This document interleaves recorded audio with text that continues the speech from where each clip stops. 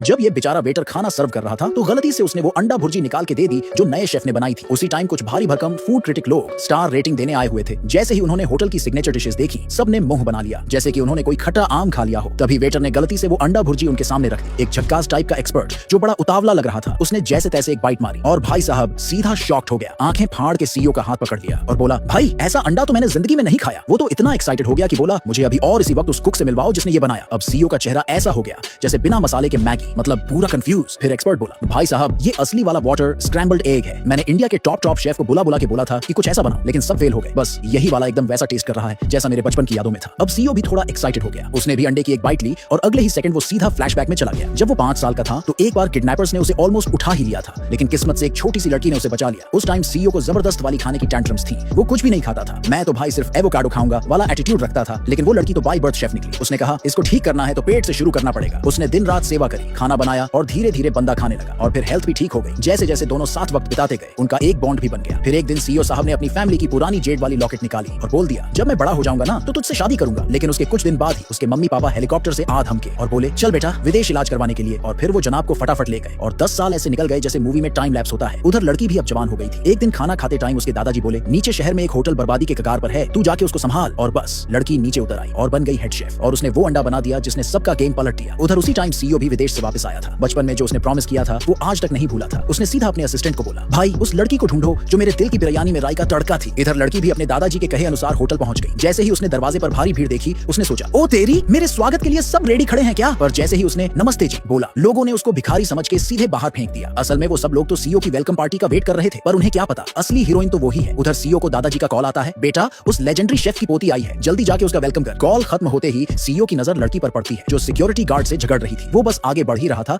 कि अचानक एक फूलदान उड़ता हुआ उसकी तरफ आ गया। बिल्कुल बॉलीवुड मूवी स्टाइल में लड़की कूदी और फूलदान को बॉडी स्लैम दे दिया, लेकिन खुद सीईओ पे गिर गई। अब असिस्टेंट का तो दिमाग सटक गया। बोला, सर मुसीबत हो गई, टच कर लिया इसने आपको। क्योंकि भाई सीईओ को अजीब टाइप की एलर्जी थी। जैसे ही कोई अनजान इंसान उसे छूता, भाई को खांसी, छींक और पूरा रैशेस शुरू हो जाते थे। पर इस बार कुछ नहीं हुआ। सीईओ एकदम नॉर्मल। सबके होश उड़ गए। ये क्या जादू है भाई? उसी वक्त असिस्टेंट ने बताया, सर फूड क्रिटिक्स बैठ चुके हैं और सब डिशेस खा चुके, पर कोई हिला नहीं। सब ऐसे बैठे हैं जैसे कि उन्हें फ्री वाईफाई में स्पीड ना मिल रही हो। सीईओ बोला, किचन में मैसेज भेजो। अब असली खेल शुरू होता है। अब किचन में सारे पुराने शेफ लोग कंफ्यूज्ड हैं। ये नई लड़की से डिश क्यों बनवा रहे हैं? फिर शुरू हो गया उसका मजाक, क्या बनाओगी बहन जी, मैगी या उबला अंडा? लड़की ने बड़े कूल अंदाज में बोला, जितनी सिंपल डिश उतनी बड़ी स्किल लगती है। अब तो सब बोले, हाय हाय, बहाने शुरू हो गए। फेल होने से पहले एक्सक्यूज सेट कर रही है। तभी वेटर दौड़ता आया, भाइयों जल्दी करो। वो लोग एक भी चीज से खुश नहीं हुए। तब हेड शेफ खुद मैदान में उतरा और बोला, अब मैं बनाऊंगा असली डिश। बाकी शेफ बोले, वाह बॉस क्या कटिंग है, क्या मसाला है। पर लड़की के चेहरे पर कोई इंप्रेशन नहीं।